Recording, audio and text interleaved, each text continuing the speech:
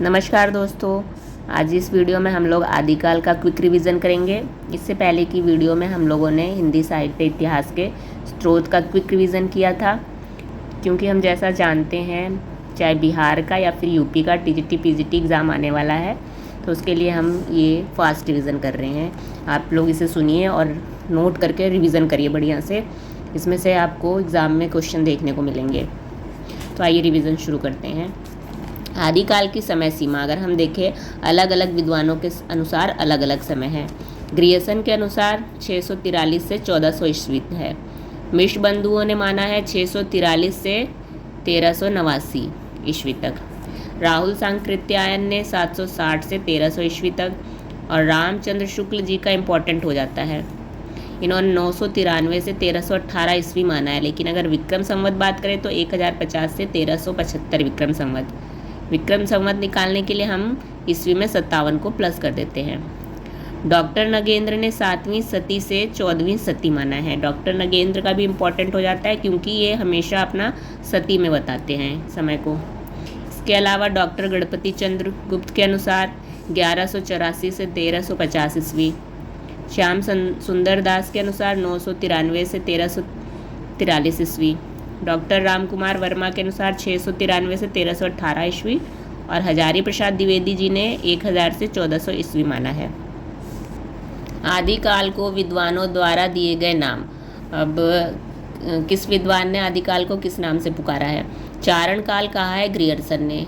संधि काल, चारण काल डॉक्टर रामकुमार वर्मा ने। अगर सिर्फ चारण काल कहेगा तो ग्रियर्सन, लेकिन संधि काल और चारण काल दोनों डॉक्टर रामकुमार वर्मा ने। आरंभिक काल मिश्र बंधुओं ने कहा है। वीर गाथा काल शुक्ल जी ने कहा है। ये सारे आदिकाल के नाम हैं। आदिकाल नाम दिया था हजारी प्रसाद द्विवेदी ने। सिंध सामंत काल किसने कहा है? राहुल सांकृत्यायन ने। प्रारंभिक काल, शून्य काल, उन्मेष काल, ये तीनों नाम से बुलाया है डॉक्टर गणपति चंद्रगुप्त ने। वीर काल आचार्य विश्वनाथ प्रसाद मिश्र ने कहा है। अंधकार काल पृथ्वीनाथ कमल कुलश्रेष्ठ जी ने कहा है। लेकिन देखिए यहाँ कन्फ्यूज़न होता है कि रीति काल को अंधकार काल किसने कहा, तब तो त्रिलोचन बताना है। लेकिन जब कहेगा आदि काल को अंधकार काल किसने कहा, तब पृथ्वीनाथ कमल कुलश्रेष्ठ कहना है। तो ने कहा है, तो देखिए दोनों एक जगह कर दिया। आप लोग ध्यान से इसको याद करिएगा। ये सब इम्पोर्टेंट नाम है, कोई भी पूछ सकता है, हमें तो हर जगह से तैयार रहना है। तो आप एक बार अच्छे से रिवीजन करके जाइए आप लोग। जय काव्य काल राम शंकर शुक्ल रसाल ने कहा है। आधार काल सुमन राजे व मोहन अवस्थी ने कहा। संक्रमण काल राम खिलावन पांडे एवं हरिश्चंद्र वर्मा ने कहा है। प्राचीन काल शंभुनाथ सिंह ने। उद्भव काल वासुदेव सिंह ने। आविर्भाव काल शैलेश जैदी ने कहा है। बीज वपन काल महावीर प्रसाद द्विवेदी ने। संक्रांति काल राम प्रसाद मिश्र ने। अपभ्रंश काल डॉक्टर धीरेन्द्र वर्मा, चंद्र शर्मा गुलेरी एवं डॉक्टर बच्चन सिंह ने कहा है। आदि युग वीर काल श्याम सुंदर दास ने कहा है। वीर प्रशस्ति युग विजेंद्र स्नातक ने। उत्तर अपभ्रंश काल डॉक्टर हरीश ने कहा है। अब आदिकाल के संबंध में आलोचकों के कथन क्या है? तो हजारी प्रसाद द्विवेदी जी आदिकाल के लिए क्या कहते हैं? शायद ही भारतवर्ष के साहित्य के इतिहास में आदिकाल के समान इतने विरोधों, स्वतः व्याघातों का युग कभी आया होगा। ये बात कही है हजारी प्रसाद द्विवेदी ने, क्योंकि कथन देकर भी पूछ लेता है ये कथन किसका है। आदिकालीन साहित्य भाषा की दृष्टि से अपभ्रंश का ही बढ़ावा है, ये कथन भी हजारी प्रसाद द्विवेदी जी का है। प्राकृत की अंतिम अपभ्रंश अवस्था से ही हिंदी साहित्य का आविर्भाव माना जा सकता है, ये कथन शुक्ल जी का है। वीर गाथा काल का समय महाराजा भोज से लेकर हमीर देव चौहान के काल के कुछ पीछे तक मानना चाहिए, ये कथन शुक्ल का है, क्योंकि इन्होंने मुंज या भोज को ही प्रथम कवि माना है हिंदी का, तो ये कथन शुक्ल जी का है। आदिकालीन कवि मनुष्य को ईश्वर के रूप में चित्रित करना चाहता है, ये कथन है रामस्वरूप चतुर्वेदी का। इस काल की साहित्यिक सामग्री जो कुछ प्राप्त है उसमें कुछ संदिग्ध है, कुछ असंदिग्ध। असंदिग्ध सामग्री जो कुछ प्राप्त है उसकी भाषा अपभ्रंश अर्थात प्राकृत भाषा हिंदी है, ये कथन भी शुक्ल जी का है। आदिकालीन साहित्य में वैविध्य भरपूर है, विषयों का, काव्य रूपों का, काव्य भाषा के आधार रूपों का। रामस्वरूप चतुर्वेदी का है ये कथन। आदिकालीन कवि धार्मिकता और ऐहिकता, वीर और श्रृंगार, ईश्वर और मनुष्यत्व के द्वंद्वों का समाहार करने में संलग्न दिखाई देता है। ये कथन है रामस्वरूप चतुर्वेदी का। आदिकालीन साहित्य मुख्यतः प्रेम और वीर रसों से संबंधित है। आचार्य विश्वनाथ प्रसाद मिश्र का है ये कथन। तो अभी हमारे पास समय है टीजीटी के लिए 1 महीना, क्योंकि वो तो 3 और 4 जून को होने वाला है, लेकिन पीजीटी 9 और 10 को मई को है। तो आप इसे एक बार क्विक रिवीजन करके जाइए अच्छे से, और टीजीटी वालों के लिए तो समय है, तो बढ़िया से एक बार रिवाइज़ कर लीजिए। तो काफ़ी प्रश्न देखने को यहाँ से मिल सकते हैं हमें, तो आप इसे नोट्स करके सुनिए बार बार और दोहराइए बार बार। आदिकालीन काव्य धाराएं, अगर हम देखें आदिकालीन में कौन कौन सी धाराएं थी, तो अभ्रंश साहित्य, सिद्ध साहित्य, नाथ साहित्य, रासो या चारण साहित्य, जैन साहित्य, लौकिक साहित्य। लौकिक साहित्य के 2 भाग हैं, एक लौकिक पद साहित्य और एक लौकिक गद्य साहित्य। तो पहला हम पढ़ते हैं सिद्ध साहित्य। सिद्ध शब्द का अर्थ क्या होता है? सिद्ध का शब्द का अर्थ है साधना के माध्यम से सिद्धि प्राप्त करने वाला। और देखिए अगर सिद्ध साहित्य क्या है, तो आदिकाल में बौद्ध धर्म की महायान शाखा के व्रजयानी कवियों द्वारा जनभाषा में जिस उपदेश प्रधान साहित्य की रचना हुई उसे सिद्ध साहित्य के नाम से जाना जाता है। कहने का अर्थात है कि सिद्ध साहित्य की उत्पत्ति बौद्ध साहित्य से हुई है। यहाँ पे हम समझ सकते हैं बौद्ध धर्म 2 शाखाओं में बढ़ गया था, हीनयान और महायान। फिर महायान भी 2 भाग में बटा, सहजयान और वज्रयान। फिर वज्रयान 2 भाग में बढ़ गया, तंत्रयान और मंत्रयान। फिर मंत्रयान से सिद्ध निकला और सिद्ध साहित्य के बाद नाथ आया, नाथ के बाद संत आया।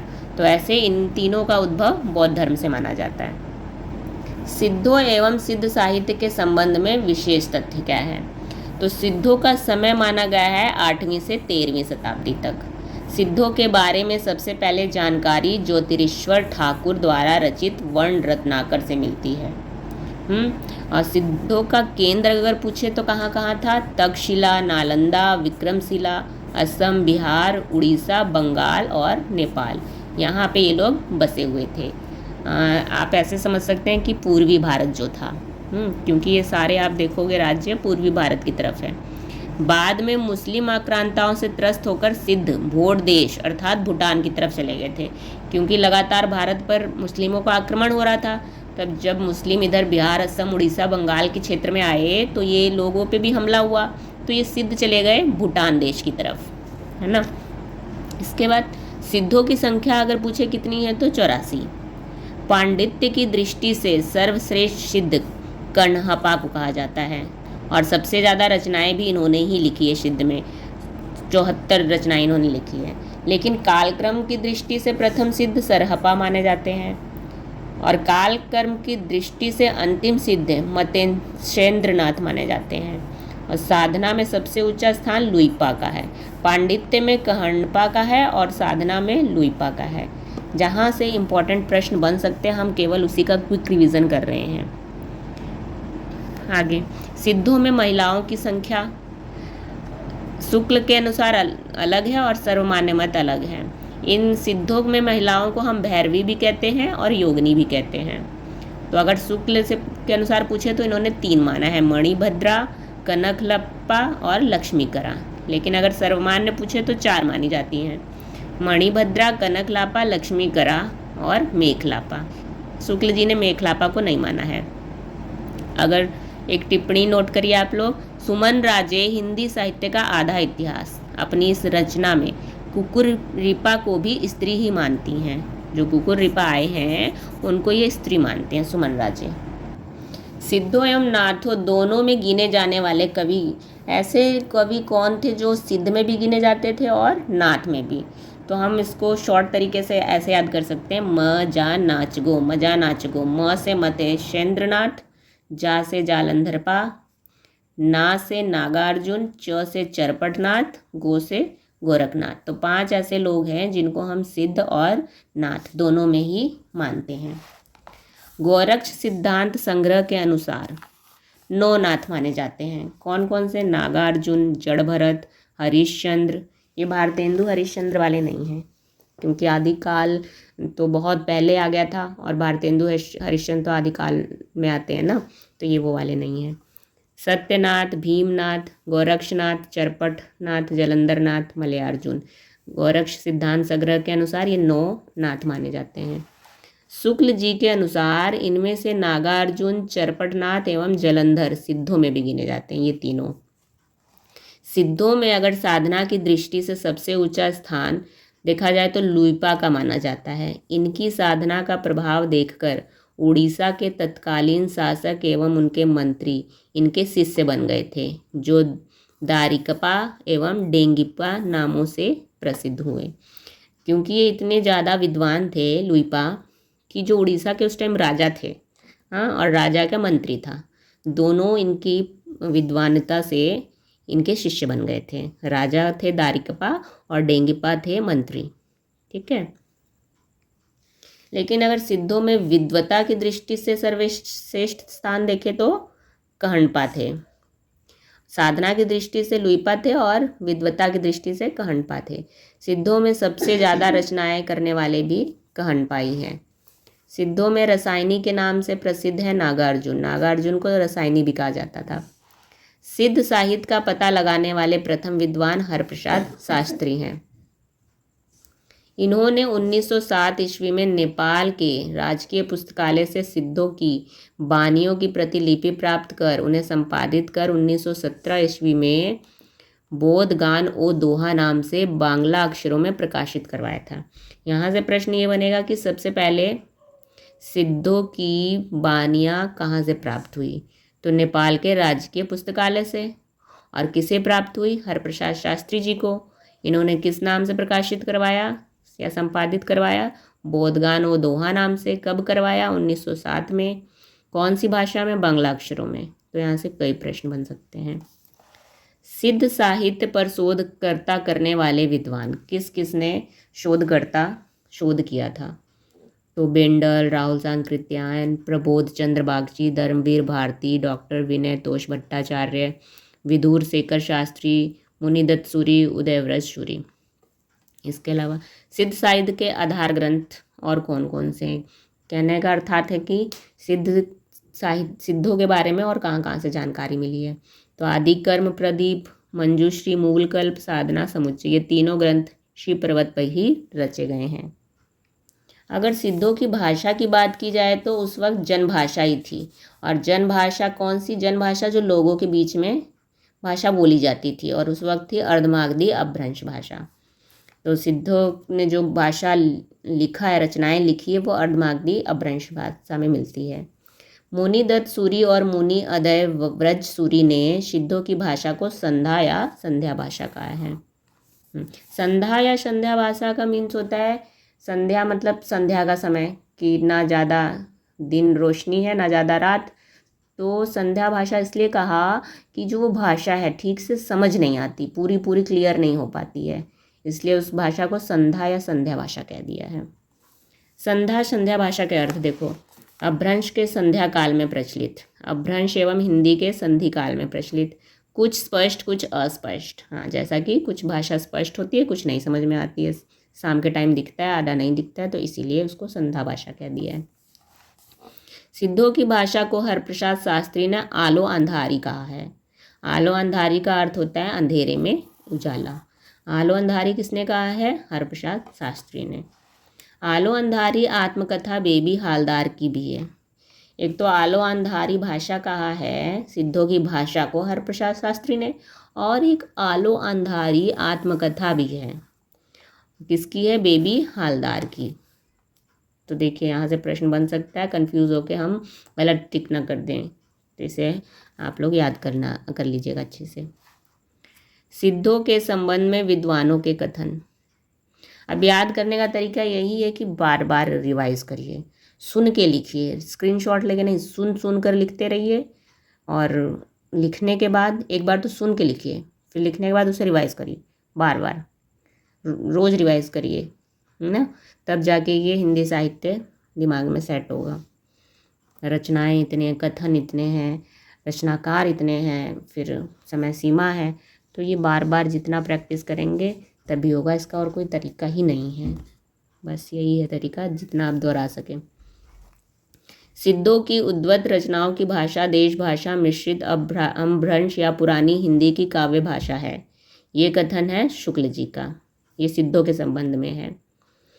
बौद्ध धर्म विकृत होकर व्रजयान संप्रदाय के रूप में देश के पूर्वी भागों में बहुत दिनों से चला आ रहा था।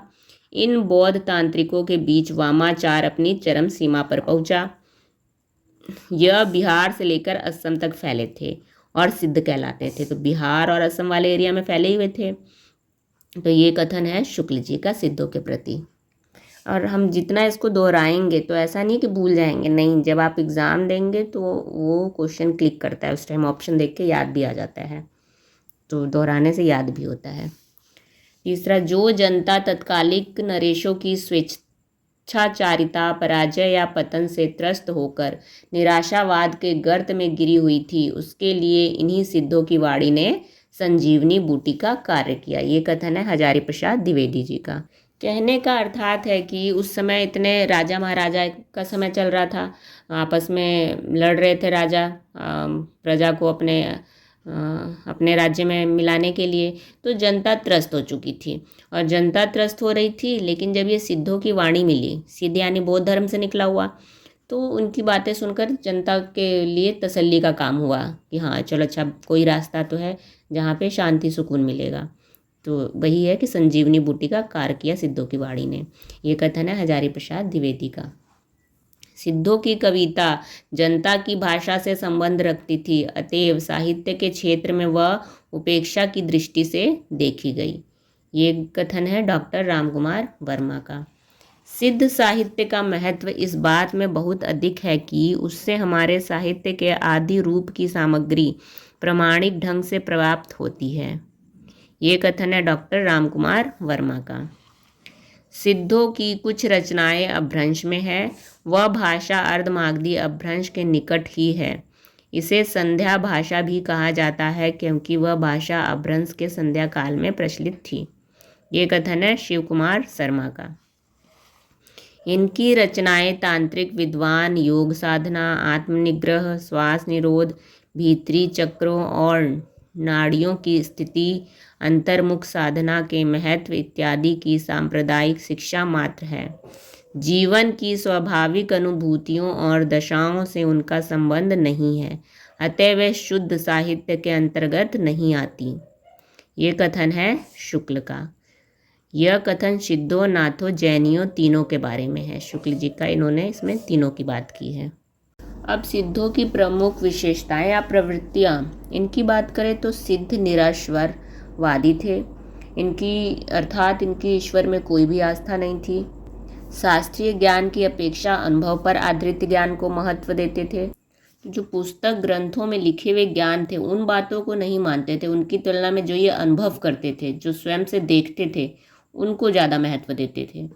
वैदिक एवं ब्राह्मण धर्मों का खंडन करते थे, जाति पाति एवं वर्ण व्यवस्था का खंडन। सिद्ध अपने नाम के साथ आदर सूचक पा का प्रयोग करते थे। तो ये जो पा अक्षर होता था, ये आदर सूचक वर्ड होता था, जैसे सहरपा, लुईपा, कहणपा, तो ये आदर देने के लिए पा शब्द का यूज़ करते थे। सहज जीवन पर बल देते थे ये लोग। इसके अलावा गुरु को महत्व अधिक दिया जाता था। दोहा कोशों एवं चर्यापदों की रचना की जाती थी सिद्धों में। अब दोहा कोश और चर्यापद को एक बार समझ लेते हैं क्या है। दोहा कोश, इसमें मतों का खंडन मंडन है। मुख्यतः दोहा छंद का प्रयोग किया जाता था, दोहा छंद का प्रयोग होता था इसमें। बीच बीच में चतुष्पदियों की कड़वक शैली का प्रयोग भी हुआ है। चतुष्पदी कड़वक शैली मतलब हर चौथे पद पे आपको कड़वक शैली मिलती थी, प्रयोग भी हुआ है। भाषा यहाँ इसमें होती थी पश्चिमी अपभ्रंश का प्रयोग। और चर्यापद, इसमें आचरण से संबंधी पदियों लिखे जाते थे और ये गे पद होते थे, यानी गाए जा सके ऐसे पद। चरित संबंधी, यानी जीवन के लेके कैसा चरित होना चाहिए, इस संबंधी पद लिखे जाते थे। राग रागनियों का प्रयोग होता था। दृष्टिकूट शैली यूज होती थी। भाषा यहाँ पे थी पूर्वी अपभ्रंश की। इसके अलावा सिद्ध क्या करते थे, महासुखवाद में इनकी आस्था थी। महासुखवाद से अर्थात है कि जीवन में आप अच्छे कार्य करो तो आपको स्वर्ग नरक लोग यहाँ जाने की जरूरत नहीं है, मुक्ति मोक्ष यहीं मिल जाएगा अगर हमारे कर्म अच्छे हैं तो। इसको बोला गया महासुखवाद।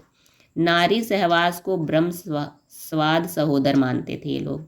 योग साधना द्वारा शरीर की शुद्धि पर अधिक बल देते थे कि योग के द्वारा शरीर को शुद्ध रखो। चमत्कार प्रदर्शन की प्रवृत्ति थी। रहस्यवादिता, साधनात्मक रहस्यवादिता की प्रधानता थी यहाँ पे। वादिता का अर्थात है कि रहस्य की खोज करते थे कि जीवन क्या है, उसके आगे का क्या होता है, तो रहस्य को, जो छुपे रहस्य जीवन से संबंधित, उसको खोजना रहस्यवादिता है। वामाचार की प्रवृत्ति मिलती है सिद्धों में। पंचमकार की प्रवृत्ति, पंचमकार क्या होते थे? मद, मांस, मैथुन, मुद्रा और मत्स्य, ये 5 मकार का प्रयोग करते थे ये लोग। तंत्र साधना पर बल दिया जाता था। इंद्रियों के दमन को गलत बताया गया। जन भाषा का ही प्रयोग होता था, जो उस टाइम की बोलचाल की भाषा होती थी लोगों के बीच में। उलटबासियों का प्रयोग हुआ है। बौद्धों की शून्य संबंधी विचारधारा, शंकराचार्य के अद्वैत एवं मायावाद का समर्थन हुआ है। मुक्तक काव्य की रचना की जाती थी। ठीक है। सिद्ध साहित्य को 3 भागों में भी बांटा जा सकता है। अच्छा, ये जो इसकी विशेषताएं हैं ये हमें दे सकता है कि इनमें से सिद्ध की कौन सी विशेषता नहीं है, तो इसलिए ये हमें विशेषताएं पता होनी चाहिए। अब है, सिद्ध साहित्य को 3 भागों में बांटा जा सकता है। पहला उपदेश परक साहित्य, दूसरा नीति या आचार संबंधी साहित्य, और तीसरा रहस्यवादी साहित्य। इसके अलावा निराशावाद के भीतर आशावाद का स्वर था। इनकी विशेषता ये थी कि निराशावाद से लोग आशावाद की तरफ बढ़ रहे थे। अब आइए प्रमुख सिद्ध एवं उनकी रचनाएं देख लेते हैं, क्योंकि हम ये क्विक रिवीजन कर रहे हैं तो जो बहुत इंपॉर्टेंट है, प्रश्न में आने लायक, उसी को हम बस देखेंगे यहाँ पे। तो सबसे पहले हैं सहरपा। इनका समय अगर हम देखें तो डॉक्टर विनय तोष भट्टाचार्य एवं आचार्य रामचंद्र शुक्ल के अनुसार विक्रम संवत 690 मानते हैं ये दोनों लोग। लेकिन अगर डॉक्टर रामकुमार वर्मा की बात करें तो ये मानते हैं विक्रम संवत 717 से लेकर 886 तक। राहुल संकृत्यायन के अनुसार सरपा का समय सीमा है 769 ईस्वी, और यही सर्वमान्य है। अगर किसी का नाम न दे और पूछे सरपा का समय क्या है, तब ये होगा 769 ईस्वी। सरहपा के और भी नाम मिलते हैं, जैसे राहुल भद्र, सरोरूह, सरोज व्रज, पद्म व्रज, ये सब सरपा के नाम हैं। इनकी जाति ब्राह्मण थी। ये कार्य क्षेत्र इनका नालंदा है, ये जो बिहार की तरफ आपका है नालंदा, वहाँ पे माना जाता है इनका कार्य क्षेत्र। सरपा राजा धर्मकाल के समकालीन थे, धर्मपाल के। प्रश्न आता है कि सरपा किसके या किस राजा के समकालीन थे, तो राजा धर्मपाल के समकालीन थे। सिद्धों को पाल राजवंश का संरक्षण प्राप्त था। ये भी प्रश्न बनता है कि सिद्धों को कौन से राजवंशों का संरक्षण प्राप्त था, तो पाल वंश का। यहाँ पे देख लीजिए जो नाम इनका आया है सरोरूह। सरोरूह मतलब होता है कमल, लेकिन एक होता है सिरोरूह, उसका मतलब होता है बाल। तो यहाँ पे इनके नाम में कमल से अर्थात है। इनकी रचनाएं देख लेते हैं। सरपा की रचनाओं की संख्या 32 मानी जाती है, लेकिन वर्तमान में इनकी कोई भी रचना उपलब्ध नहीं है। मानी गई हैं, बाकी जो और रचनाकार लिखे हैं उनकी रचनाओं को देखते हुए इनकी रचनाएं मानी गई हैं कि 32 रही होंगी, पर वर्तमान में कोई भी उपलब्ध नहीं है। फिर भी प्रमुख रचना की बात करें तो दोहा कोश गीति, चर्या गीति, दोहा कोश उपदेश गीति, काम कोश अमृत वज्र गीति, डाकिनी वज्र गीति, ये इनकी प्रमुख रचनाएं हैं। दोहा कोश का संपादन अगर देखें तो राहुल संकृत्यायन ने हिंदी में किया और प्रबोध चंद्र बागची ने बांग्ला अक्षरों में किया था। ठीक है, इन 2 लोगों ने किया था। प्रश्न बन सकता है कि दोहा कोश का हिंदी में संपादन किसने किया, तब राहुल सांकृत्यायन ने किया, और दोहा कोश का संपादन बांग्ला अक्षरों में किसने किया, तब प्रबोध चंद्र बागची ने किया। ये जवाब देना होगा। अब कुछ विशेष तथ्य देख लेते हैं सरपा से संबंधित। राहुल सांकृत्यायन एवं डॉक्टर नगेंद्र ने इनको हिंदी का प्रथम कवि माना है। किस किसने? राहुल सांकृत्यायन ने और डॉक्टर नगेंद्र ने। यह सिद्धों में कालक्रम की दृष्टि से प्रथम सिद्ध है। सबसे पहले सिद्ध यही है। सिद्धों में सहजयान एवं महासुखवाद के प्रवर्तक सरपा को ही माना जाता है। सहजयान और महासुखवाद का प्रवर्तक सरपा ही है। हिंदी में दोहा, चौपाई, छंदों एवं कड़वक शैली का प्रयोग भी इन्होंने ही किया है सबसे पहले। अब कुछ सरहपा की चर्चित पंक्तियां देख लेते हैं। पंक्तियां दे के पूछ देता है कि ये पंक्ति किसकी है। तो पहला, पंडित सल सत बखाणी देहि बुद्ध पर बसंत डजानही गुरु उबससे अभि रसुधावि वा पिवि जेहि बहु सतथ मरुस्थलिहि तिसिये मरेउ तेहि। तीसरा, जेहि मन पवन न संचरई। चौथा, नाद न बिंदु न रवि न शशि मंडल। ये पंक्ति दे के पूछ लेता है किसकी पंक्तियां हैं। आलोचकों के मत देख लेते हैं सरपा के प्रति। सिद्धों में सरपा सबसे पुराने सिद्ध हैं। इनका समय विक्रम संवत 690 है। ये कथन है शुक्ल का। आक्रोश की भाषा का पहला प्रयोग सरपा में ही दिखाई देता है। ये कथन है डॉक्टर बच्चन सिंह का। अब यहाँ आक्रोश की भाषा कहने का अर्थात है कि जो उस समय जनता के बीच में रूढ़िवादिता थी, उसके प्रति आक्रोश था सरपा में। ठीक है, तो ये कथन है डॉक्टर बच्चन सिंह का। सरहपा दोहा, चौपाई, छंदों के प्रथम प्रयोक्ता एवं हिंदी के प्रथम कवि हैं। ये कथन है राहुल सांकृत्यायन का, और राहुल सांकृत्यायन ने ही इन्हें हिंदी का प्रथम कवि भी माना है।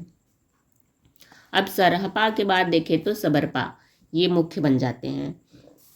इनका समय 780 ईस्वी के लगभग है और इनके गुरु थे सरहपा और सबरपा के शिष्य हैं लुइपा। ठीक है, लुइपा जबकि इनसे बड़े हैं, सबरपा छोटे हैं, फिर भी सबरपा के शिष्य बने लुइपा। बन सकते हैं क्योंकि आपका एज महत्व नहीं करता, उम्र महत्व नहीं करती, महत्व है आप कितने ज्ञान धैर्य है आप में। तो इसके हिसाब से गुरु शिष्य की परंपरा चली आई है पहले भी। इनका जन्म मगध के क्षत्रिय वंश में हुआ था, किंतु सबरों जैसा जीवन व्यतीत के कारण ये सबरपा नाम प्रसिद्ध हुआ। सबरों मतलब यहाँ वहाँ भटकते हुए अपना जीवन यापन करना, साधु संतों के बीच में रहना, भगवान का नाम लेना, इसीलिए इनका नाम पड़ गया सबरपा। यह भी राजा धर्मकाल के ही समकालीन थे, धर्मपाल के। यह विक्रमशिला विश्वविद्यालय के प्रधान आचार्य भी थे।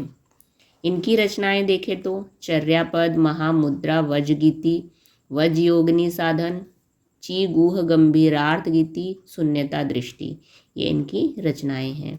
चर्चित पंक्ति जो है छाड़ू छाड़ू महा मोह विषम धुंधली, इनकी बहुत ही ज़्यादा ये चर्चित पंक्ति है। अब सबरपा के बाद हम लुइपा देख लेते हैं। इनकी बात करें तो इनका जन्म है 773 ईस्वी के लगभग समय और इनके गुरु सबरपा थे, अभी हमने पीछे देखा।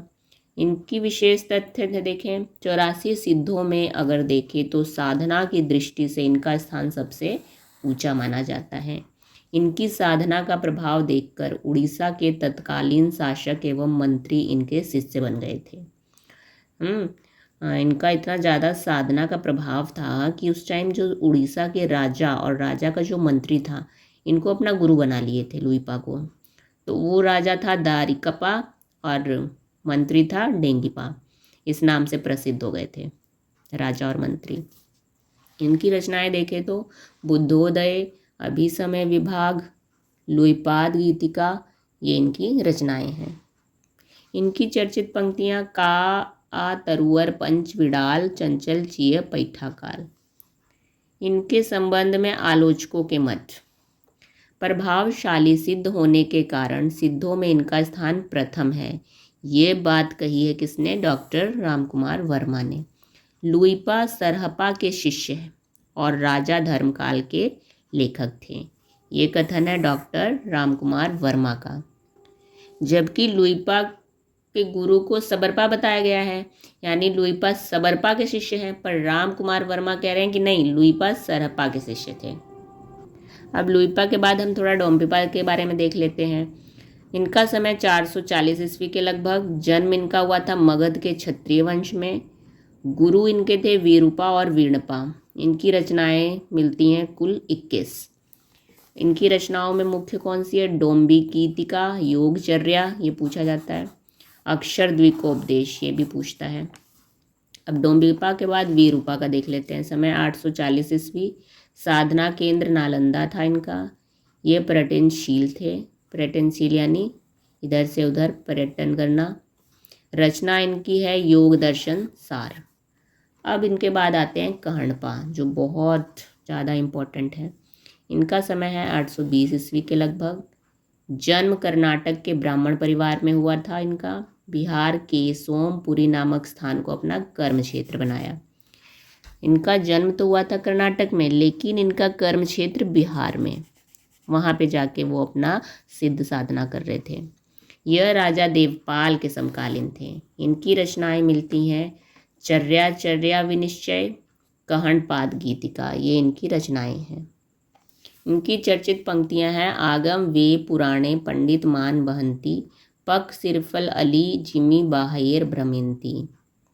कहनपा के संबंध में और भी विशेष तथ्य देखो तो विद्वता की दृष्टि से सर्वश्रेष्ठ सिद्ध कवि माने जाते हैं। कहनपा विद्वता की दृष्टि से, जबकि लुइपा साधना की दृष्टि से।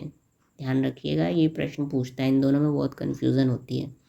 सिद्धों में समय सबसे ज़्यादा रचनाएं करने वाले भी कहनपा ही माने जाते हैं। अगर आलोचकों का मत देखें इनके प्रति तो कहनपा के उपदेश की भाषा तो पुरानी टकसाली हिंदी है, पर गीत की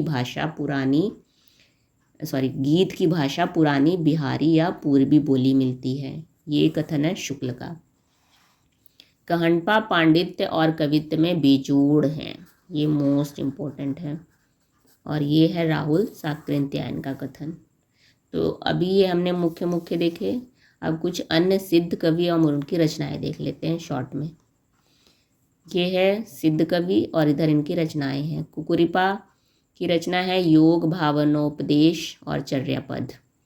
भूसुकुपा बोधिचर्यावतार। कबलया चर्या गीति। आर्यदेवपा कावेरी गीतिका। जमनदीपा तर्क मुदंगर कारिका।